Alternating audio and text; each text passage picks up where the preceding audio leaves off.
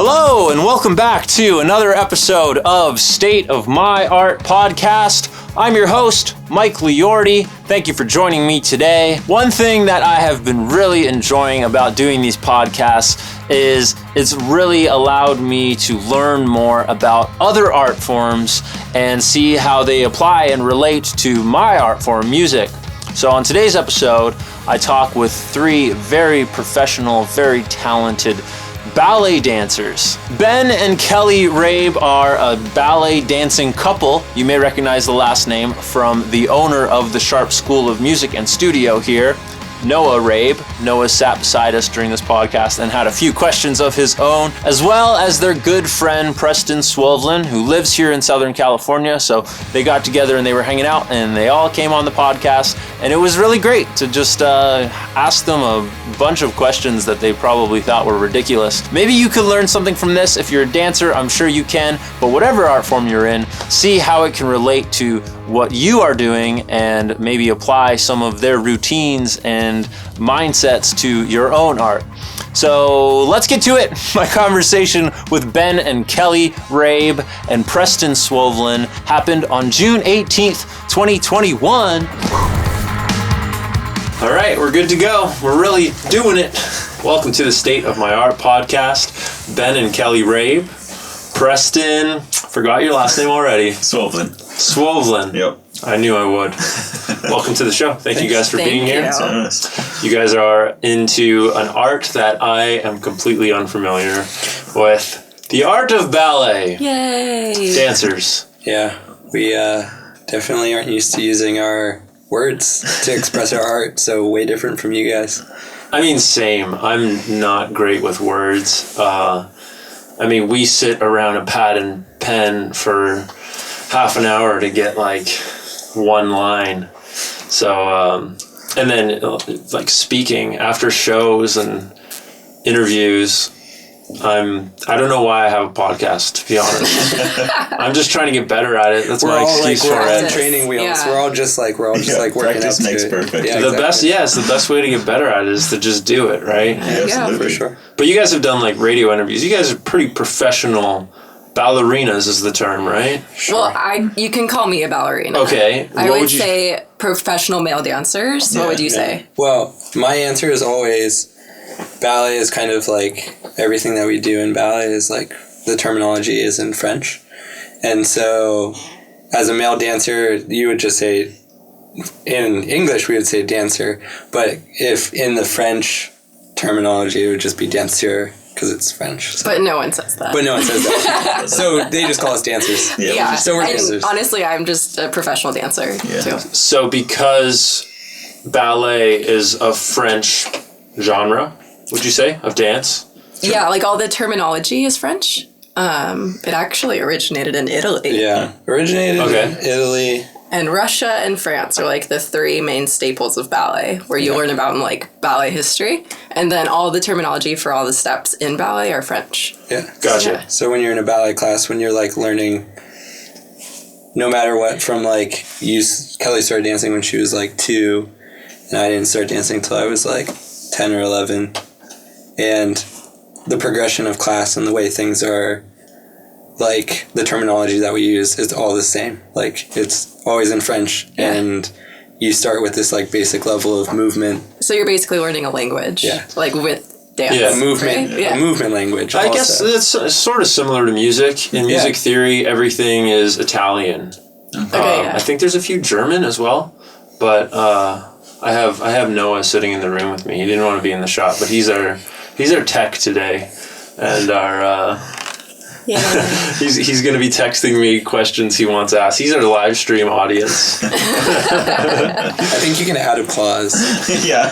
Let's see what he's got here. How did you get into ballet, and when did you think I could do this for a living? That's a good one, Noah. Thank you. Preston. Oh, man. Okay. ahead.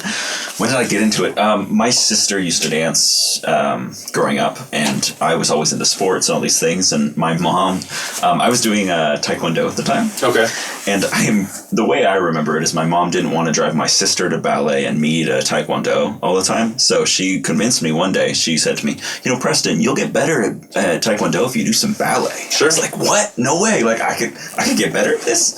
So she took me to dance and then just slowly started weaning out the Taekwondo. And then she got her way not having to drive everywhere. And I just kept dancing. So Interesting. yeah, that's how I got hooked. And then it kept going from there. I'd always play sports, but I'd always dance at the same time. And I don't know, it kept spiraling. Yeah, in a good way. So for a guy in ballet, did you ever get, especially playing sports, like, so you got to go to your ballet class? We were just talking about this. We were just talking about this because... well, go ahead, Preston. It's great. I, through till the very end of high school, no one outside of like my dance place knew I did ballet. I hid it from everyone. I played football. I was like on the swim team, all these different things, but no one knew I did ballet. Just because I didn't want to deal with like immature kids that would run to stereotypes and all this stuff. So I'd always lived this like double life through all of high school.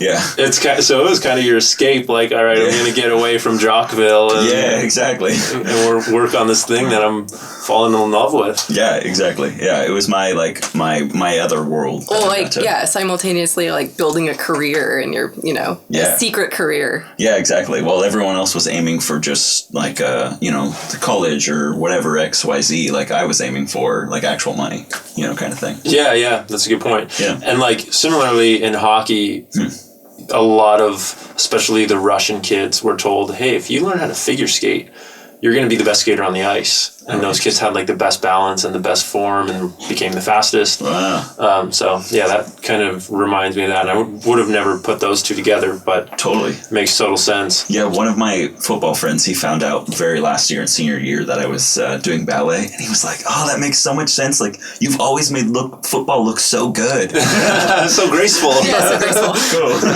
Yeah, that's funny. Yeah, I mean it's kind of funny segueing like hearing you talk about that. It's like I always say that like when I met other male ballet dancers, it was either that you started dancing ballet when you were like 2 and it's like what you always, or dancing in general and that's what you did, or you were a gymnast, you were in martial arts, or you were a swimmer.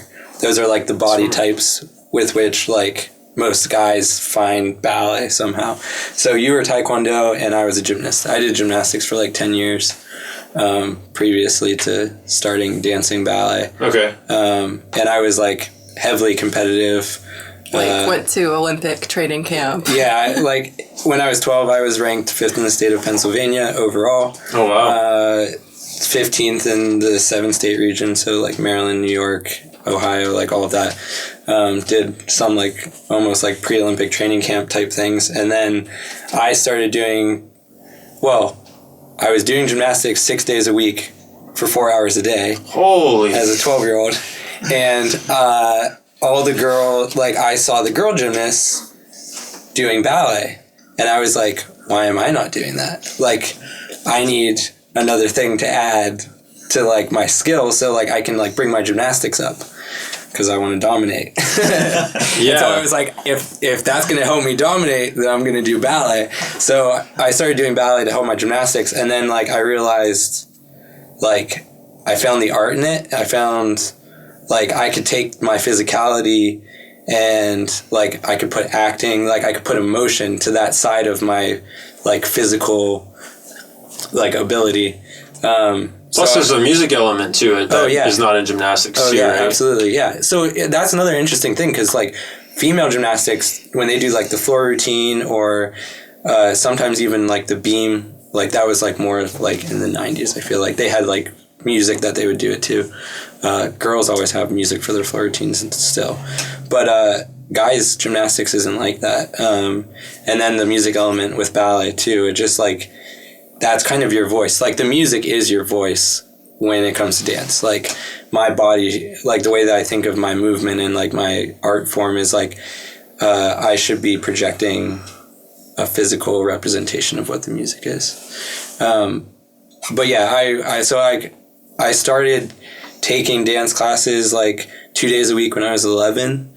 And that was on top of my 6 days a week, 4 hours of gymnastics a day. And then, like, when I turned 12, I was kind of, like, spent on gymnastics. I had already been doing it for 10 years, and, like, I had all this pressure. Mm-hmm. I had already, like, been ranked and, like, you know, did well in competition, and I just kind of was like, I'm gonna retire.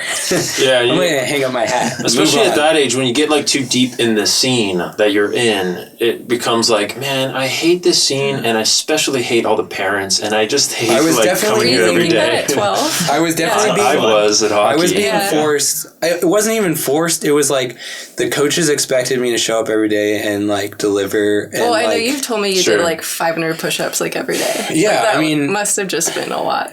Yeah, it's just the expectation when you start winning like that, and when you start getting ranked like state and getting to that level, it becomes crushing, because if you show up and have a bad day, they're like, what happened to Ben? You know what I mean? So this was like an art form. Like, not only did I find an escape in the art, but I like had this conversation very vividly with my mom. I was driving home, and I was kind of putting all this stuff together where I was like, one of the competitions that I would go to annually was named after this guy who became a paraplegic from gymnastics. And so I was kind of starting to realize, like, I could end my career by one slip.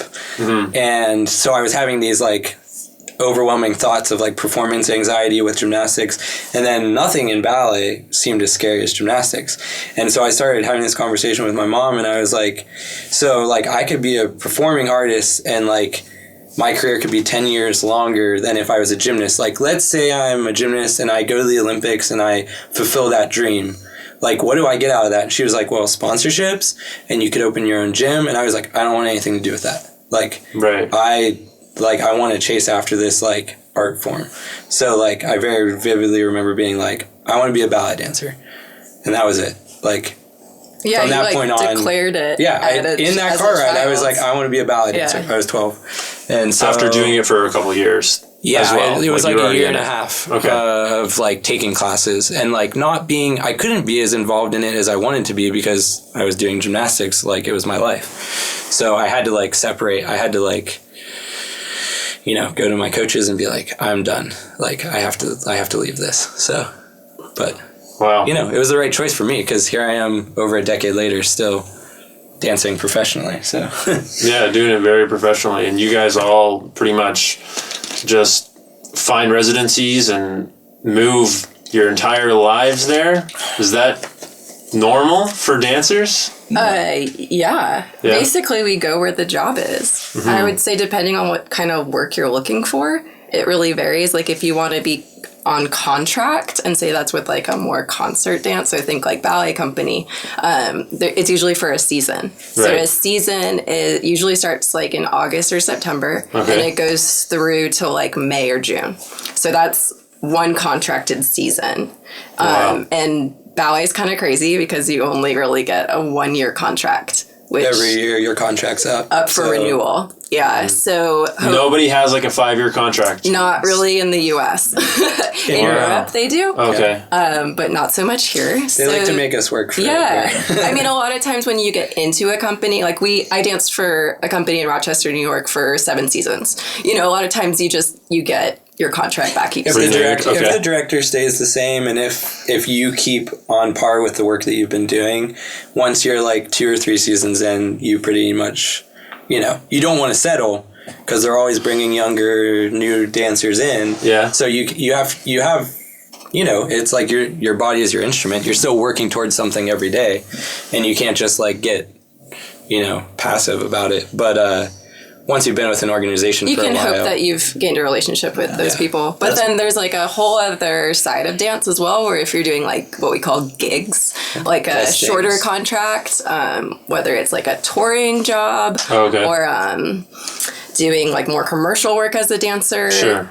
Or, what else, Preston? Preston does a lot of... those can be shorter contracts. Yeah. Like, I prefer that sort of thing because it keeps it fresh and interesting, I can get really complacent really easily. So this way I have to bounce around. You always have to be that like best version of yourself every time, Yeah, I was going to ask, like, I guess regardless if you're doing like residencies or commercial work, what does your average day look like as a dancer? Do you have like a routine?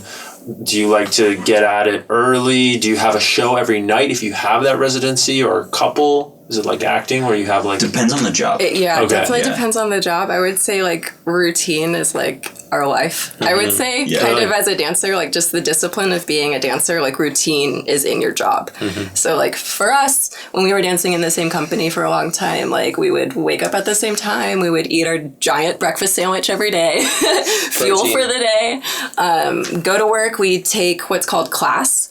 So as a ballet dancer, everyone takes class, which is essentially your warm-up. You're like tuning in on those basic technical skills that you need to fine-tune every day. So like you're always hoping to get better and warm up at the same time in class. And that's like anywhere between like hour and 15, hour and a half.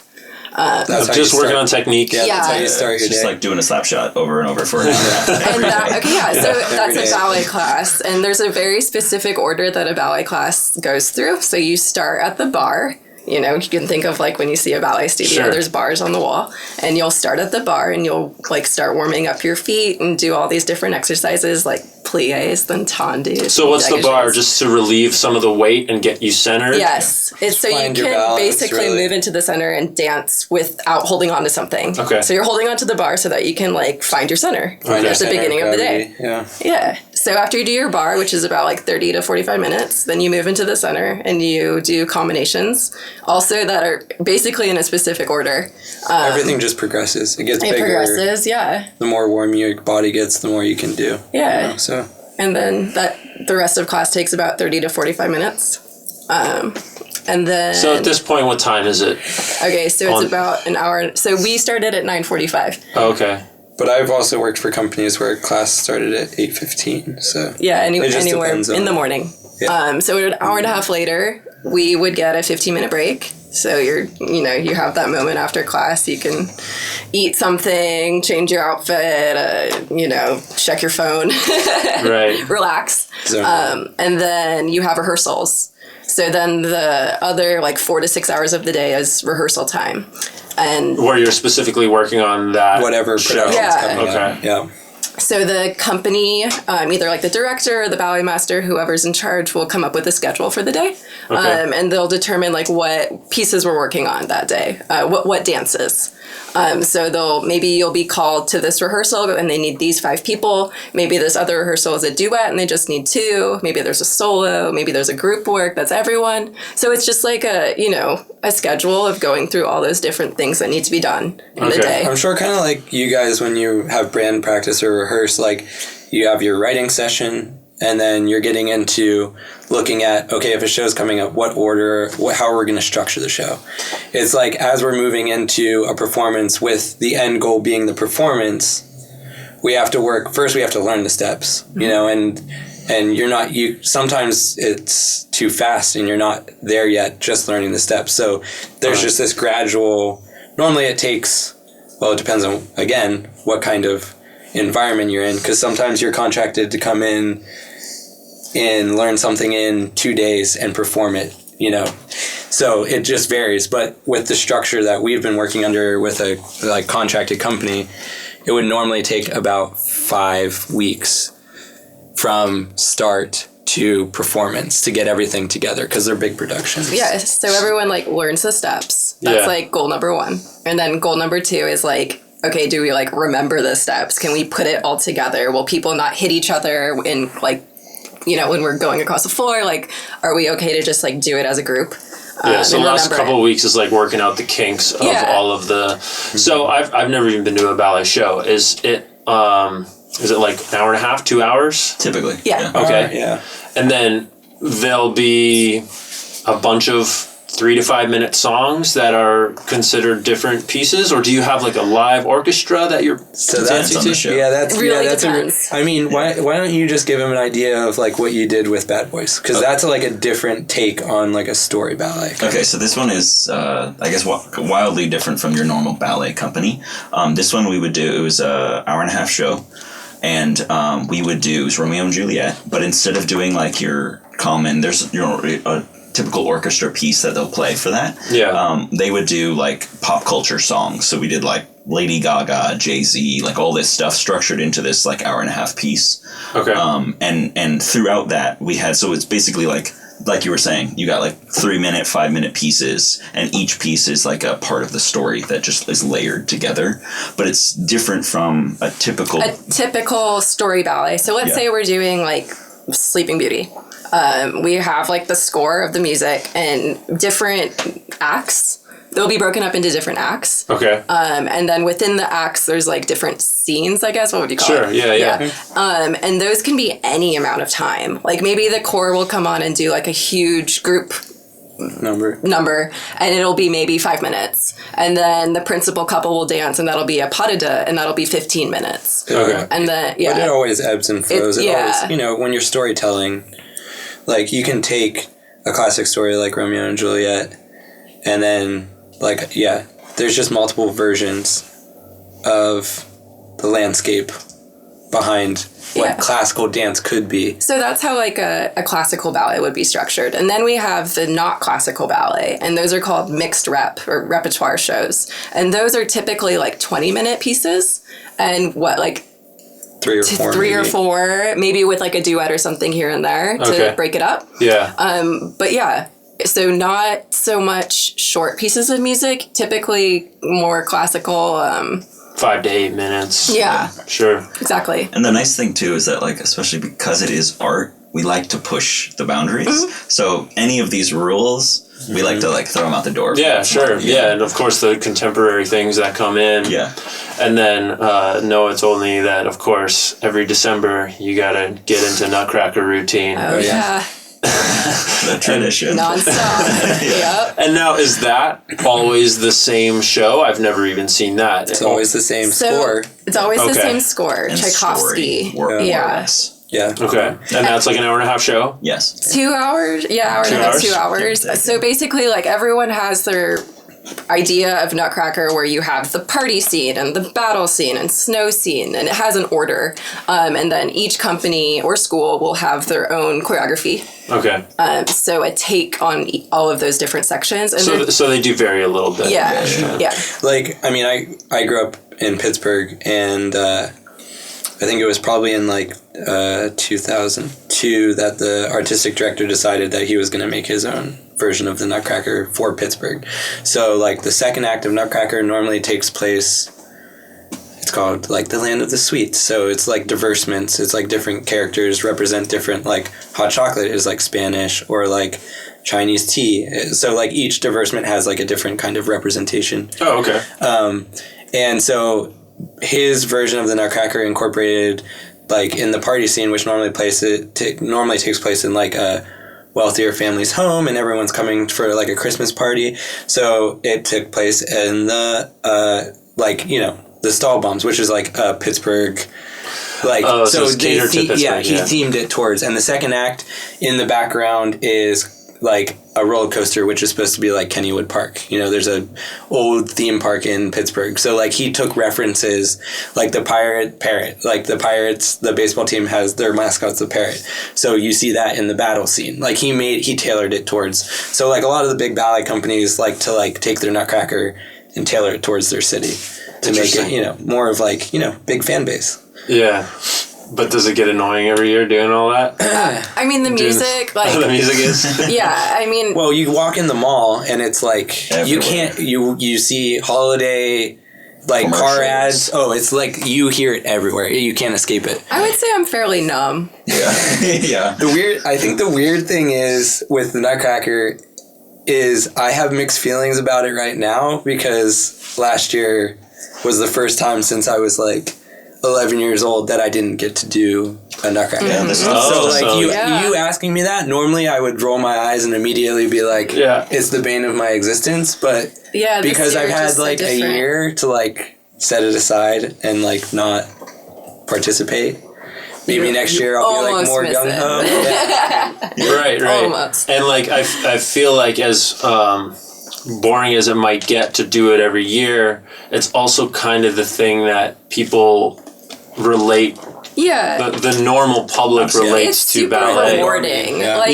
Like what other show is it like every night sold out? Like you get grandmas and little kids who are just like loving it all at the same time. It just makes people happy. Yeah, it's like the time of the season for people to appreciate ballet or get their ballet on. I had a board member. I danced with an organization, well, several, but I danced with one particular organization for like almost a decade. And I had a board member who had watched me from the time I was like 19 years old. So they saw me do Nutcracker every year for over a decade. And they finally came up to me one year and asked me, so like, are you tired of it? Are you like done with this? Does it just make you sick?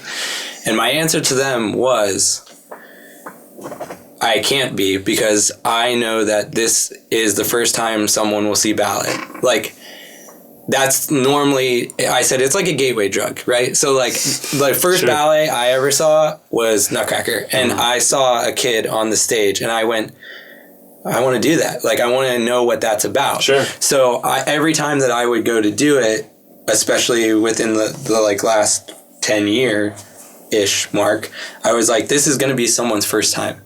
So I want them to have the experience that I had, because I want to open that door for more people to realize that this is an art form that you can chase after and make your career. So I just kept that in the back of my mind. Like, no matter how old it gets or how many times I've done that step or that role, it's someone's first time. Yeah, I think that's an important message for every artist, especially, the lucky success of having a hit in music, for instance, or any art, where it's like, yeah, that might have been your easiest piece. This comes up a lot on the podcast. Is like sometimes the thing that took you the least time, or the thing you're least excited about because it just seems like something easy, like The Middle by Jimmy Eat World. It's like they didn't even want that song on the record, but it was like, no, trust me, put that on there because it's gonna inspire people and it's gonna get people excited. And if they don't want to play that 15 years down the road, or when Radiohead has to play Creep, I know, I was just going to bring that up. Yeah, like they didn't for a while, which is fine, but they're back to doing it because I think they kind of realize, like, wait a second, we're making people smile when we do this, and if it's going to make a kid in the audience want to start playing guitar again, then we kind of have an obligation to play this song for 5 minutes. Broadens your reach, right? I mean, the whole thing about it is accessibility. And I think that, like, ballet, well, it's going through a lot of things right now, but I think ballet gets a bad rep for not being accessible, which I don't think it is as accessible as it should be. Sure. But I think it's something that's definitely turning around. Like in Rochester, we did one of those mixed rep shows like we were talking about. And one of the pieces that our director at the time had choreographed was It's to all Bowie, all David Bowie stuff. And it was the year that he passed away. Oh, wow. So for us as dancers that had been working on this, it felt like super impactful and super powerful. And I think we all really enjoyed learning a lot about his music and his art, and people loved it. I mean, it's not just, tutus and tiaras, I guess. It's like we do other works that make it that much more impactful. Yeah, so maybe if they come see Nutcracker, they're like, hey, what's this company now? And then they, see something like David Bowie and we'll come back. Yeah, it's like, like the Mona Lisa will get you into the museum, but there's all this other artwork there to look, all this cool stuff that may not be classic. And that's what Nutcracker, I guess, is for a lot of people. I kind of have a different take, too. As I got older, as I was with the company longer, I actually really loved and appreciated revisiting choreography that I already knew because I no longer had to think. Right. And so what happened is that I would go on stage and it was just like pure expression and artistry, which is like, as a dancer, that's just what you strive for. Like, if I no longer have to think about the steps, like, they're so in my body, like, that's just what I loved. So it was, like, I got to see each year, because I did, like, the same role, like, 7 years in a row. I got to, like, see each year, like, how I had grown. So that was actually, like, I thought that was pretty cool. That is cool, yeah. I feel that way about really old songs. It's like when I finally, if I'm in a good mood about it, then I'm thinking like that. I'm like, wow, this is so easy to me. I'm going to win the audience over with how easy this is, too, is kind of how I'm thinking about it. And like, anything that looks or seems easy is usually what is really appealing. Where if you're like in your head, like, oh, I hope I don't mess this up, or the audience knows. The audience knows. They know everything. Like they might not be able to put their finger on it, but you know when the audience, like as you know, having been it's like live performance. You know, you're waiting for the moment where like, oh, I saw that. Well, yeah, but you know that they know. Yeah, if you're nervous, the audience is nervous. You so feel like, the energy. Yeah. For so sure. for Nutcracker, you're like almost always like, I got this, you know, which is great. Ease. Yeah, it's more of like a bliss performance. Or at least my specific. Yeah, I was gonna say not always. Not always, but my specific, you know, time with Nutcracker. As little as I know about ballet, as you changed the accent, I say ballet, you say ballet. That's something new I learned. Yeah, some people pick up on that. Yeah. I don't know. So that might be the French side of it. I think if you've been in ballet long enough, you say ballet. Okay, so that's how you know this person. This person's acting like they know ballet, but they're saying ballet. It's so funny that you said that because, like, one of my best friends in college, he also has a podcast, and you literally mentioned me in this part of his podcast where he was saying, like, "Oh no, Kelly Moeller taught me that I have to say ballet, not ballet." Okay. I mean, it's good because it sounds like you're cheering it on. Yeah, that's true. Yeah. Ballet. I can't even say it. You're excited about it, so that sounds good, right? Yeah. Yeah, exactly. But I can't remember the guy's name. Really old, famous, probably, you know, the Wayne Gretzky of ballet. Nice. Yeah. He has really mangled feet. And I don't know if that's still a thing where it sounds like you guys go at this for insane hours of the day. Is there any like improvements to the shoes you wear or anything that protect you from that? Or are your guys' So I would say feet getting point mangled? shoes are probably what, Yeah. When people think of like horrible ballerina feet, All right, we're good.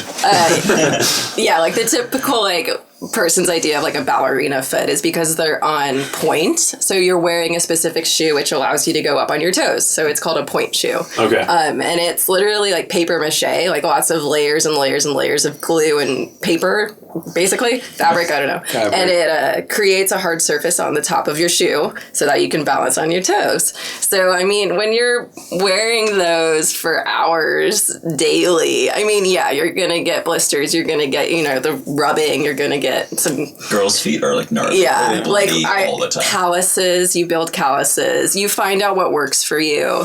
Honestly, I think a lot of it has to do with like what you put inside your shoe. Like a lot of women wear toe pads, so it's kind of, think of like a cushy sock that goes from like your knuckles down to your toe. So like just from like your big toe knuckles all the way across down to your nails, and so that helps protect you. And then the front of it is like really soft. It's not that soft. I mean, your whole body weight's still directly on.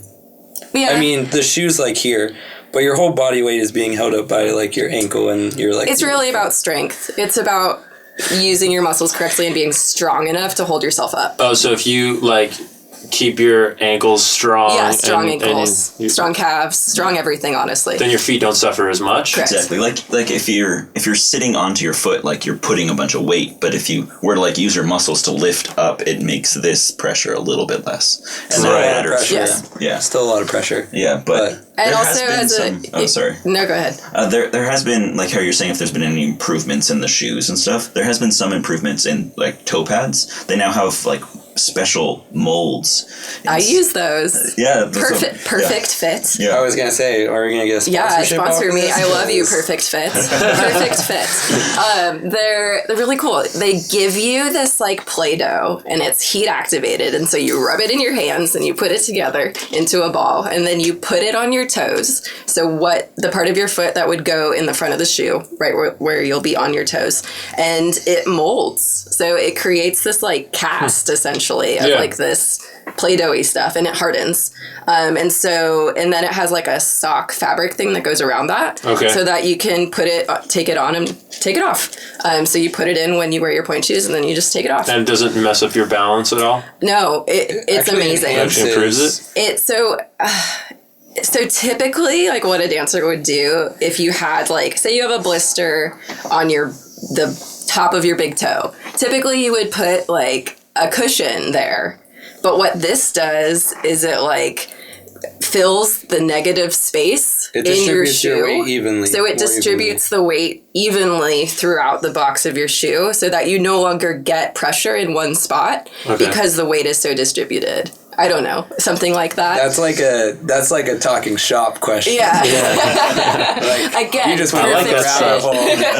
Because we're all like, yeah. That's no, exactly but like the moment I put them on, I like started doing things that I didn't realize how much I would like not do because my feet hurt. Sure. So then I put these on and I was like, oh my gosh, like I can just start doing fouettes like constantly and I'm in no pain. Fouettes are like when you're turning around on one foot. When you think of like a ballerina doing lots of turns. Jewelry box. Yeah. Ballerina. Yeah. Yeah. So if you guys are on vacation right now, obviously not doing your classes. Yeah. So when you get back, are you more likely to get a blister now? Because you haven't... Yeah. Oh yeah, for sure. Yeah. Like my feet look like pretty for the first time in my life because of COVID. Thanks, COVID.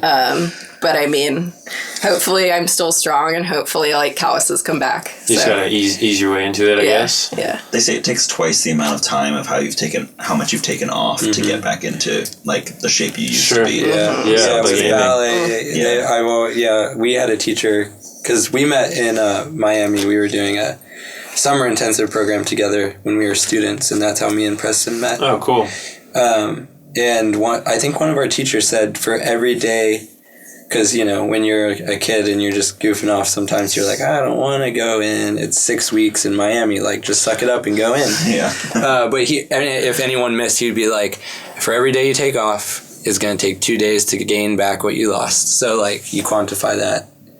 But at the same time, it's like in high school, I think I hit that 10,000 hour mark before, you know, I got a job. So I was like easily doing 30 hours a week at 17. Wow. So, you know. Oh, that's great. It quantifies. You have to be like super dedicated, but at the same time, you know, you let one day go and. Right. You gotta brush off that rust that grows pretty quick. Yeah. I find it as I get older, the rust grows quicker. Yeah, that's definitely true. Yeah. You know, this year has been eye-opening for sure. Yeah, I was gonna ask. I know everyone's getting sick of hearing about the pandemic and talking about it, but what was it like for you guys with all the shows shutting down? I guess no residencies for the year, pretty much. Yeah. It's, you know, we're all like mourning the loss of an industry at the same time as mourning the loss of loved ones and all that, everything else that was going on. It was just a lot. I would get mad a lot because I was just tired of hearing about the restaurant industry. And, you know, I have a lot of friends in other industries for sure. And I value that. But I was just like, if you're talking about restaurants, like, just imagine what we're going through as performing artists.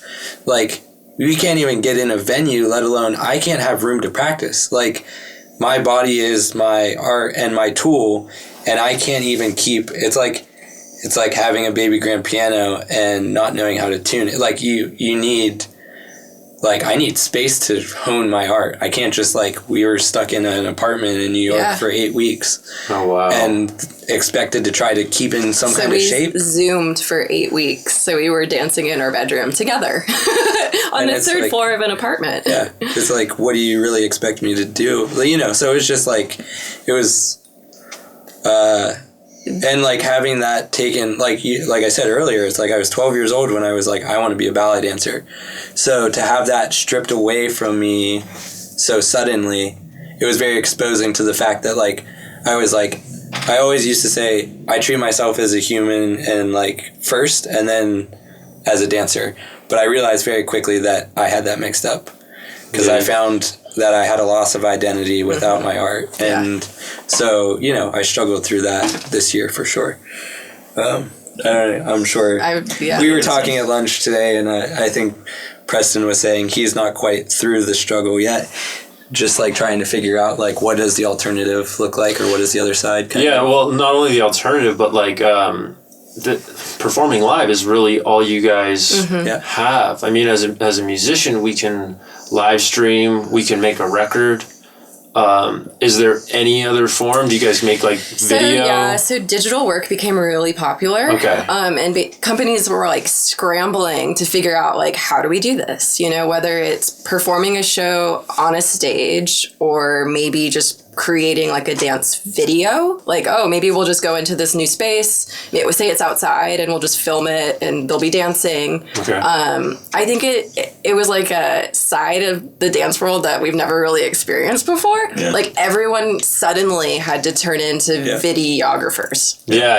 You know? That makes sense. But it was weird though, because it's not like I guess more with the music industry, how like you guys perform live, but you also do music videos where we like, at least in this kind of ballet world, like music, that video aspect, that the audience didn't have necessarily like the taste for it. You know, like they want to see the music videos and they want to see you guys perform live, but for us to perform on a video, the audience was like, do we want to pay for this? Well, is it worth our time? I guess this leads me to another thing. Is there TikTok ballet hashtag?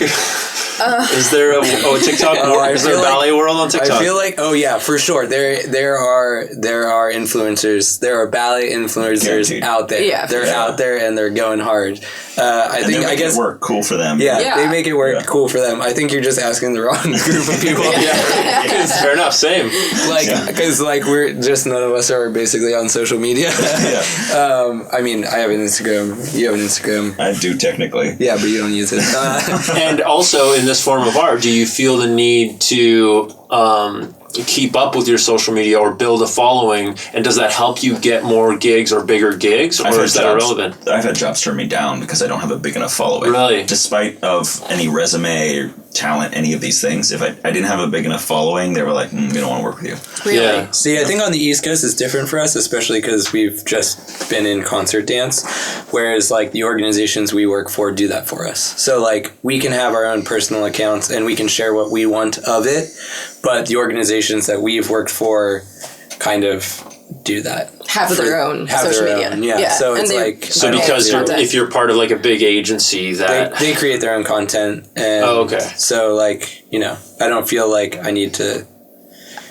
Again, I think like we're not the best people to talk about. Well, there's no there's not as much personal clout needed in gaining a job, but you're saying there is out here. Yes, well, just on the jobs more I do, I guess they commercial jobs. Yeah, and there'll be ones where like literally when you like fill out the application, they'll ask for your handle. That's on it. Like you put your name, your height, your weight, handle. And No, that's everywhere. For my girlfriend does a lot of acting gigs, and they want all of that. Yeah. And a lot of it is, that's why she's trying to get a bigger following, is because a lot of it is they want to see if you have an established following and people are going to be excited to see your face. If you're in the millions of followers, then you can charge a higher premium and you'll get more gigs. And music the same, like everything we sign up for, any endorsements you want to get, they want to see your handles, because that's clout is everything. It revolves around the numbers, right? You're free promo for them, basically, So, which makes sense. I get it, but I don't agree with it, but I get it. Right. That's the fine line between I think a lot of artists have a hard time wrapping, even people that are massively successful have a hard time wrapping their heads around at what point does it feel like what's motivating me, I guess, Sure. Yeah, no, that's that can get very complicated very quickly. Yeah, that's where my mind goes, is like 90% of the time I'm thinking I just want to do this for the reason why I fell in love with it, and just make great music and perform great shows, and that's all that should matter. Like the music will speak for itself, the song is all that matters.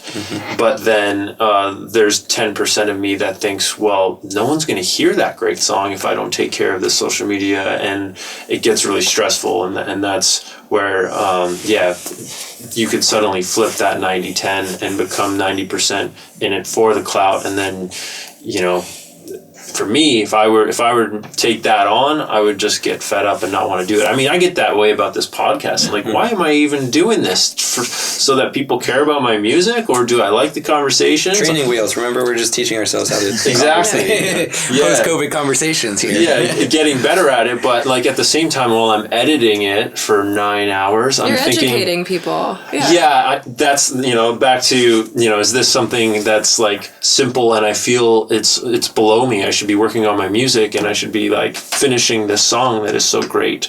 A part of me is like, well, how are people gonna even be inspired to start writing that song of their own, let alone hear the song that you wrote? So I mean, I'm going off on a tangent now, but that's like coming back to the Nutcracker thing. It's exactly what we were saying. It has this vicious cycle of like, you get to the point where, I mean, we're lucky enough where it's kind of like getting signed to a label. We're lucky enough where as an independent artist, I wouldn't get very far without someone believing in the art that I do and then wanting me to do it for their organization. Right. Having that contract, even though it's only, a year at a time or 30 weeks or 40 weeks, I'm still, good, bad, or ugly, they're paying me to be there. You know what I mean? Like, and that's the thing where sometimes it's my choice. Like, we don't get to choose what we're dancing. Someone tells us what we're dancing. You know what I mean? And so you have to find the beauty in that too. Yeah, and that's a good point of getting signed. That was Noah's next question on here. Only around 1% of musicians sign record deals, and I would say that's even generous now. Nowadays, a lot of musicians choose not to sign record deals because they feel like they're getting screwed over. But the whole argument there is like, well, if you're not good at social media, if you're not good at doing all the groundwork, being everything, then you kind of need that label to cover your press costs and get your name out there for you. So I feel like maybe dance has that sort of label mentality still, or do you think it's fading because of social media? Kind of going off of that, like I think there's almost two different ways to look at it. When you're in a company, you kind of no longer have to promote like the self, right? Because you're part of the company, you're part of the team. Whereas like Preston is a freelance dancer. Okay. So in order to become part of that gig, you have to promote yourself. And how are you going to do that? And maybe social media helps you. Right. But like when we're in a company, we don't have to rely on that because we can promote the company and like make content for them, but I don't know. Sure. So you guys are more going after the contract and then honing in on. Yeah. Well, and then the funny thing is there's stability in signing a contract with a company. For sure. But like I said, you can get dropped after 1 year. Right.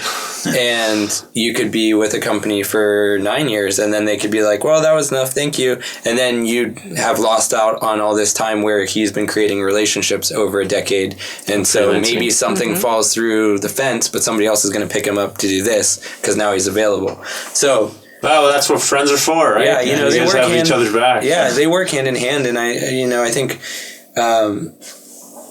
in a certain way, dance can kind of get a vicious reputation. Like, everyone knows Black Swan, and everyone, all these crazy ideas of like what ballet dancers are like. But I think when you've been in the industry long enough, because it's such a small industry, if you surround yourself with people that are like-minded or treat you the way you treat them, people always help each other out finding gigs. Yeah. Or like if I had I've gone to auditions in Nashville and in Canada, and I've always had someone put me up on a couch and or like put my resume in front of their director, be like, hey, I heard this company's looking for a male dancer. Like, I know the perfect person. Yeah. Like, I don't have a big social following, but I still network in general, like the old school networking. I guess. You know people who know people. And it's like I never really promote myself of I'm looking for work, hire me, but it's more just like, I'm just going to remind you that I'm a cool person and hopefully you're cool, and then maybe something will happen. That's the way to do it. Yeah, and it works, at least for me. You know, that kind of mentality where versus like the self-promotion thing. Sure. Which works for others. I don't know, just not me. Do you find do you use any websites or any like, do you go like searching for auditions or anything like that? I'm like the weird dancer. I've never booked a gig off an audition. Okay. It's literally through word of mouth for me. Wow. Yeah, like someone will say something and I'll send a resume, but that's about it. Maybe an old demo reel. A lot of friends. Yeah, a lot of friends. So it's all just connections. Yeah. Small industry. Yeah. That's great. Others definitely auditions all day. Like that's how their latest job they auditioned through Zoom and stuff Zoom. Through Zoom. In the apartment? No, not in the apartment. Well, I guess. Yeah. In our second apartment. In the next apartment. Yeah, we did Zoom in our apartment. Yeah, this gig we kind of got, I mean, I did do a Zoom like ballet audition where I was in a studio and they gave me the class and he danced, yeah. And I danced. But this company that hired us most recently, we basically just sent them a reel of our stage performances. So I put together, it's like, yeah, I mean, you have to have a reel of your material, like what you've done over like, you know, hopefully it's the last 2 years because they don't want to see anything older than that. Okay. So it's like footage from performances. Like max 5 minutes, just like everything, short clips. Yeah, short clips. So they saw all that stuff and then they interviewed us each individually on Zoom and then together. So it was it was like, you know, like a 2.5 month process of like talking through all of this before they were like, we want to offer you something. So sweet. Normally that's a long time for ballet. Normally it happens quicker than that. But I think COVID's kind of slow right now. Everything. Yeah, that's an unusual process. We signed our contracts never experienced. last week. Well, congrats. Thank you. So it's Rhode Island now. Newport, Rhode Island. For the next year? Yep. Nice. Yeah. Yep. But they do have a tour coming to San Diego in summer of 22. Oh, there we go. Oh, so sometimes those contracts will take you out on tour? Yeah. They have a tour this coming year. They're touring to Italy. We are touring to Italy. Nice. And to San Diego in summer of 22. That's exciting. But typically in a non-COVID year, you would either go to an audition, and there's a lot of different types. There's like a cattle call where there's like 500 people and say they're just like, the audition is in New York City, come. So then you have to fly there, audition in this class with like 500 people. Maybe there's cuts or whatever. Pay sometimes too for the audition. Yeah, oh, really? It's the worst. Charge you like $20. Keep you for class typically. Yeah. Okay. So what I talked about earlier, like the hour and a half. That's how they justify it. Yeah, right. Like you're paying for class, and then maybe get an email like a couple weeks later. Here's a good story. And I one time I flew down to Atlanta. It was probably 2017, maybe. Anyways, I flew down there, and because they posted we're having an audition, and there were like 700 people that showed up for this audition. How many make it? Well, so they have like 5 studios, and so they have each studio packed probably with at least 150 people in it, and the artistic director walked from each studio one to the next before the classes started, and I was in the last studio. He came in and said, I want to thank you all so much for coming to the audition today. I really hope you enjoy the class. We're not hiring. They all flew there for nothing. I've been to an audition where they did that too. Did you have to pay for the class too, or it's just the? Welcome to the industry.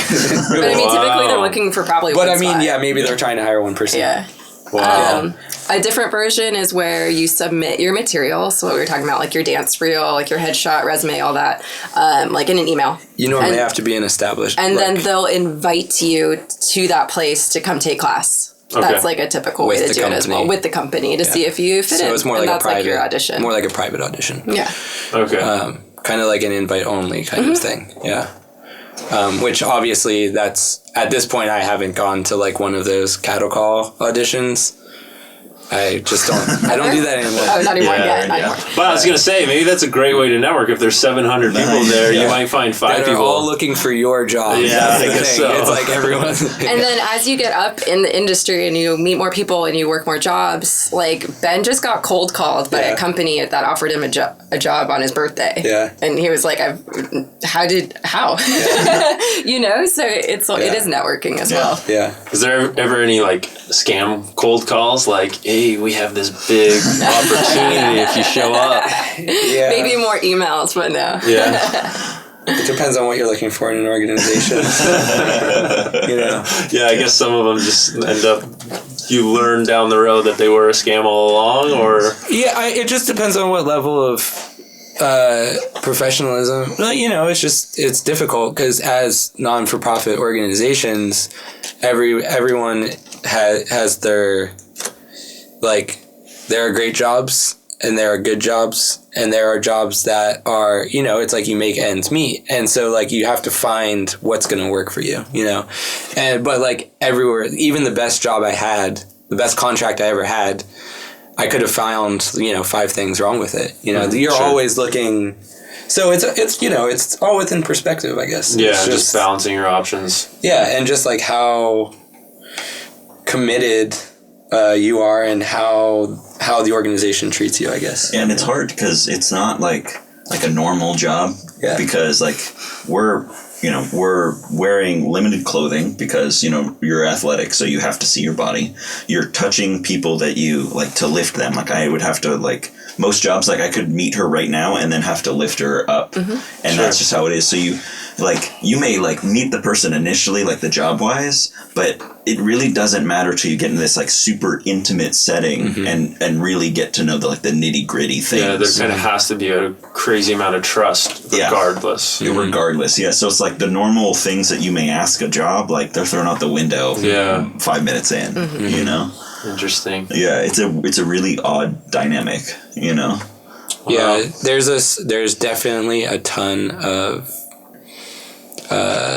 like respect that you have to bring into the field, like professionalism. Yeah, it's just like this knowledge that this person is giving you this trust, and you're gonna have to, especially when it comes to partnering. Like me and Preston, we were out at lunch today and we were talking about like the act of partnering, because like as a male ballet dancer, you're training in a school, and it's not necessarily like they aren't like, when you become a professional, 90% of your job is going to be lifting a girl up and putting her down. So partnering is when you're dancing with someone else. So it's like, but that's like what I've realized in my career is 90% of my job is basically picking someone up and putting them down. Yeah. Mm-hmm. I mean, there's other technical things that go into it, but when I'm training in school, they're training you in your ballet technique. And I mean, I got great partnering training, but you know, it's just not something that is like they tell you. When you're a male ballet dancer, most of the time, you're dancing behind someone, and your job is to make them look good. Like that's like a guy on the cheerleading team. Yeah, basically. He knows he's just lifting people all day. Yeah, your face has to be. Yeah, right. When Ben met my grandma for the first time, he told her that he picks up women for a living. She liked that one. She loved that. Oh, that's great. Well, I learned a lot. Thank you guys for coming in here. Yeah. Thanks for having us. Thank you. My pleasure. Time flies when you're having fun, right? Yeah. Yes. Honestly, an hour goes by quick. Wow. Yeah. It's the editing that also goes by quick, but before you know it, it's like 8 hours in. Yeah. Oh, man. So, yeah, I like to keep them short, but this was a good one. This was a good one. I never thought I would have dancers on my show. I mean, I went to an art high school, and cool. I was never even in the dancing corner of the school. I was always in the music, and I went for drama, but I was in drama and music, so I never really knew what was going on over there. But we're gonna have to get you tickets to a show. Yeah, I would love to come to a show. Preston, hook them up. All right. Yeah, when you guys come to San Diego. Yeah. Oh yeah, for we're sure. all gonna definitely come out. Yeah. That's what's the show called? Are you even allowed to announce that yet? I think I don't know who they're partnering with, but it'll be through a festival. Right. So right now the company is in Seattle. On tour. With the Seattle Dance Festival. Okay. And in Newport they host the Newport Dance Festival. So if you've heard of Newport Jazz Festival, Newport Folk Festival, it's like, big arts communities, they try to host companies and dance organizations from all over. So it's just a big dance festival. So we'll have to look up what specific program we're going to be a part of. Yeah. So even when it goes to Italy, it's under Newport Dance Festival. Yeah, the company's... No, well, go ahead. Yeah, the company's called Island Moving Company. Island Moving Company. I am Island Moving Company. So, yeah. Sweet. So then they'll tour as that entity, and then we'll bring a show for the festival here in San Diego, I guess. So, yeah. Sweet. And Preston, when can we see you, or what do you have? No idea. Really? Yeah, literally We're working nothing. on it. Yeah, working on it. Well, what's your social media anyway? We can check that out. Right? Yeah, but it's just my name. It's Preston Swovelin, at least on Instagram. So. At Preston Swovelin. Yeah, that's it. Yeah, nice and simple. All right, I'll put it in the description as well. Cool. Everybody's. Sounds good. Yeah, that'd be awesome. Thanks. Sweet. Thank you guys. That's a wrap. Yeah. Thank you. Oh, yeah. Ben and Kelly Rabe and Preston Swovelin. Those are professionals right there. Thank you guys so much for coming on the show and sharing your wisdom with us. That was really cool. I learned a lot from that. I hope you guys did too. If you enjoyed this episode, be sure to subscribe, click like, follow on Instagram. Be sure to follow Preston and Kelly and Ben on Instagram as well. And you can visit Preston's website. That's pswove.com. And congrats to Ben and Kelly Rabe for signing with Island Moving Company. So check out islandmovingco.org. I'll leave all those links in the description as well, so you can check out when they are performing in Rhode Island and all over the place, all over the world. So thanks again for being on the show, guys. Thank you for checking out this episode, and I'll see you next week for another episode of State of My Art Podcast.